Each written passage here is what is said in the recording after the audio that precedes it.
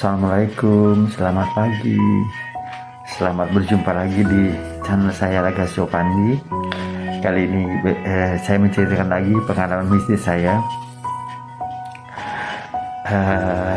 pribadi, tetap di masih di perkampungan itu. Kebiasaan kalau kita mandi ya, kalau orang sebut di sana itu namanya sungai, padahal itu bukan sungai, padahal itu aliran air yang dari gunung, dari kecil sekali. Kalau dibilang sungai sih tidak, cuma dia panjang, cuma lebarnya sekitar 3 meteran gitu. Kedalaman airnya mungkin sekitar 1 dada ya, 1 meter. Jadi setiap hari pagi dan sore ramai orang mencuci di sana. Cuma di sungai sana itu agak terpencil, jadi kita kalau dari rumah itu sekitar 2 kilo jalan kaki. Di sana ramai orang mandi di sana. Cuma karena masih perkampungan, masih ya dari daerah yang sangat agak sepi gitu kan, jarang ada pendudukan juga, tapi di sana ramai, airnya sangat bening sekali. Situlah pengalaman pribadi saya ketika itu masih pokoknya usianya sudah kelas 4, kelas 5 SD ya, sudah besar ya, sudah pengalaman itu. Ketika itu biasanya ibu saya mandi di sungai itu biasanya antara pagi dan sore juga membawa cucian. Jadi ketika itu hari itu ibu saya mungkin agak mungkin agak siang, mungkin sekitar jam 10 pagi ke sungai itu. Sungai itu pun tidak terlampau ramai, hanya 1-2 orang. Jadi di sana itu saya mandi, membantu ibu saya juga untuk biasa mencuci baju atau di sungai itu, karena air sangat bening, dingin sekali. Ketika saya mandi sore, mandi pagi itu sekitar jam biasa ibu saya mandi jam 10, jam 11 itu. Ketika saya berjemur itu mandi, ada orang manggil di atas 2 orang. Saya pun tidak kenal sama orang itu. Dia panggil saya, tapi kok dia bisa tahu nama saya. Coba Dik, cepat kemari, kamu dipanggil saudaramu di sana. Terus saya kan kaget nih, tanpa sadar itu saya langsung naik. Tapi ibu saya itu mungkin saya mencuci kan, saya naik karena 2 orang itu tanpa dikenal, tanpa sepengetahuan ibu saya juga tidak tahu. Jadi ketika itu saya naik ke atas, mengikutilah sama 2 orang itu. Ketika saya naik itu, saya langsung dipegang tangan kiri, tangan kanan saya. Jadi kemana saudara saya? Ada di sana katanya. Padahal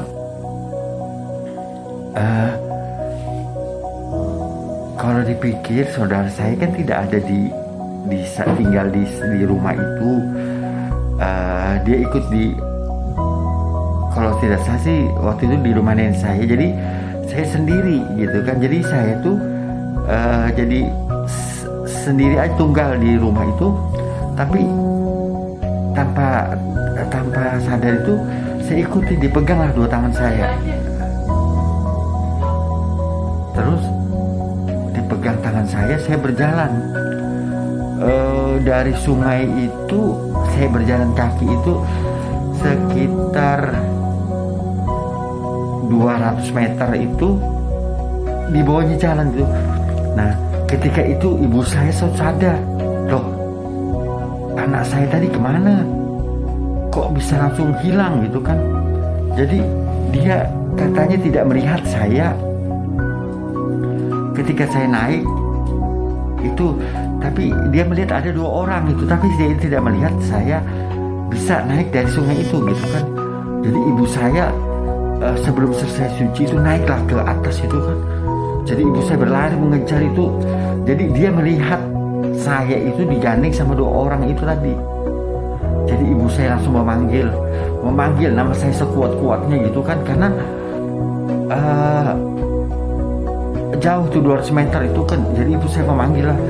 Saya dipanggil karena ibu saya itu pada itu 200 meter, tapi dia lihat sangat jauh sekali orang itu.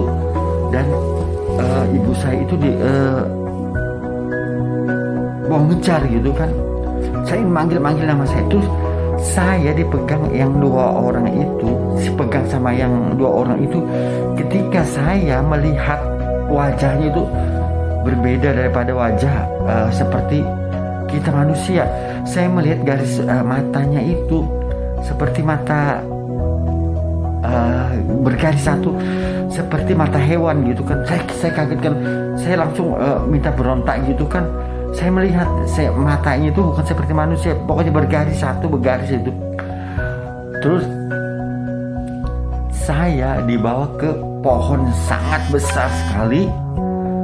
Terus dibawalah berkeliling dari pohon itu, kata dia, di sini kakakmu, di sini.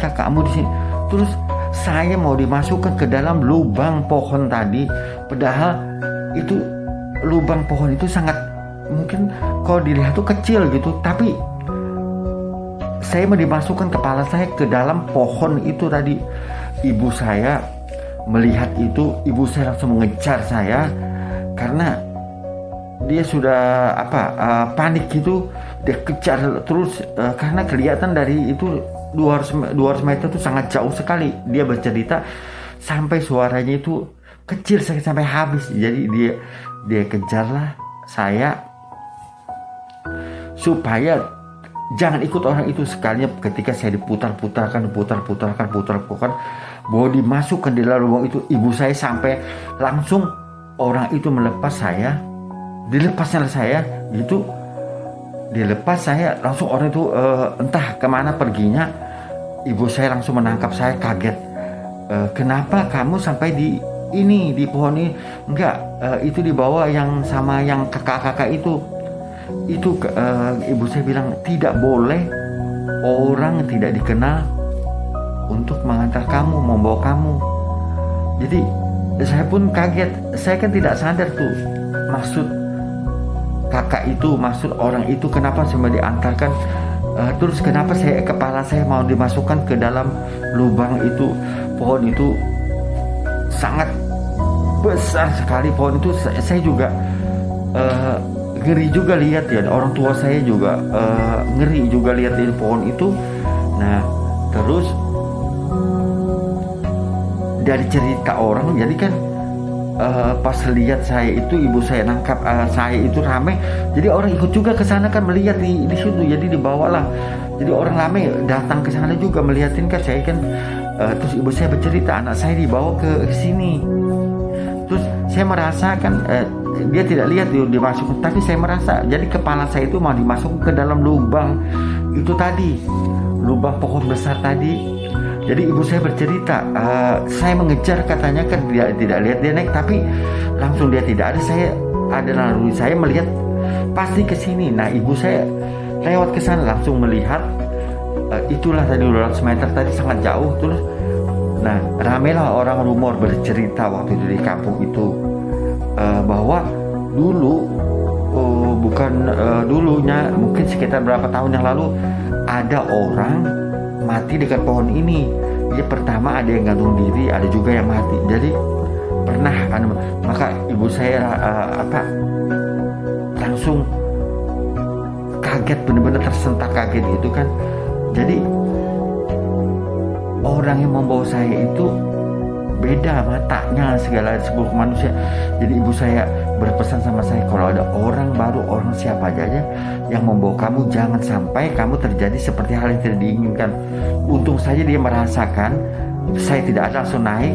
Makanya kebanyakan orang katanya tidak pernah ada orang berani ke sana selain saya, karena saya dipegang 2 orang itu tadi.